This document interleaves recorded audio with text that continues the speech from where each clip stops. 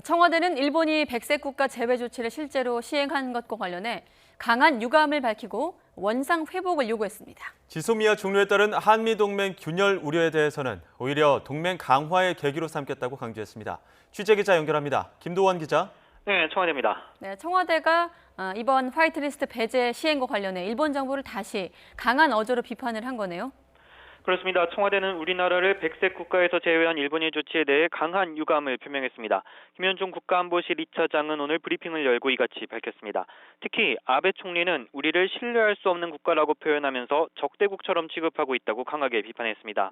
이런 상황에서 한일 군사정보보호협정을 유지하는 것은 명분이 없다고 거듭 설명하고 일본이 부당한 조치를 철회하면 협정 종료를 재검토할 수 있는 만큼 공은 일본에 넘어가 있다고 강조했습니다. 또 우리 정부는 한일 청구권 협정을 부인한 적이 없고 앞서 일본도 개인 청구권은 살아있다는 입장을 밝힌 일이 있다면서 역사를 바꿔 쓰고 있는 것은 일본이라고 역공을 폈습니다. 김 차장은 문재인 대통령이 광복절 경축사에서 언급했듯이 우리가 내민 손을 일본이 잡아줄 것을 기대한다며 태도 변화를 촉구했습니다. 네, 한일 군사정보보호협정 종료로 한미동맹 균열을 우려하는 시각이 많은데 흔들리지 않는 거목이라는 비유를 사용했죠.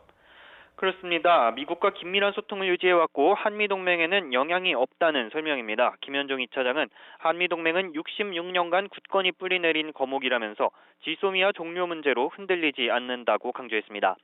미국이 협정 종료에 대해 사용하고 있는 실망이라는 표현은 동맹국과의 정책적 차이를 나타내는 단어라고도 설명했습니다.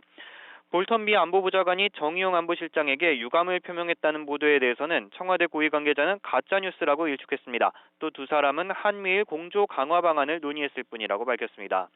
청와대는 우리 역량을 과소평가하면 안 된다며 안보 역량을 강화해 우리의 전략적 가치를 높이고 한미 동맹을 한 단계 높여야 한다고 밝혔습니다. 자, 이런 가운데 문재인 대통령 오늘 일본 수출 규제 이후 세 번째 부품 산업 현장 방문도 했죠. 그렇습니다. 일본의 보복 조치에 맞서 부품, 소재, 장비 산업 육성 의지를 강조한 일정입니다. 이 자리에서 문재인 대통령은 우리 경제는 우리 스스로 지킬 수밖에 없다고 강조했습니다. 또 정치적 목적의 무역 보복으로 자유무역 체제가 흔들리는 어려운 시기에 현대모비스 같은 대기업과 부품 중소기업들의 해외 사업장 국내 복귀가 희망을 준다고 높이 평가했습니다. 문 대통령은 제조업 해외 투자액의 10%만 국내로 돌려도 연간 약 2조 원의 투자와 많은 일자리가 생긴다고 말했습니다.